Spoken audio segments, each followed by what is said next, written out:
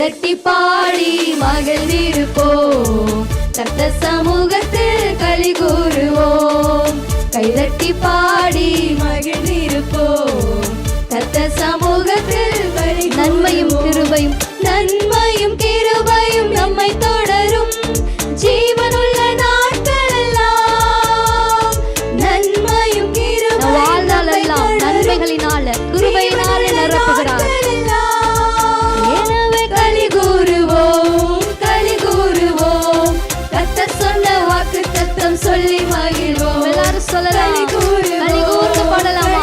கரங்களை தட்டி உற்சாகமாய் மறந்து களி கூறுவோம், கைதட்டி பாடி மகிழ்ந்திருப்போம், கர்த்தர் சமூகத்தில் களி கூறுவோம்.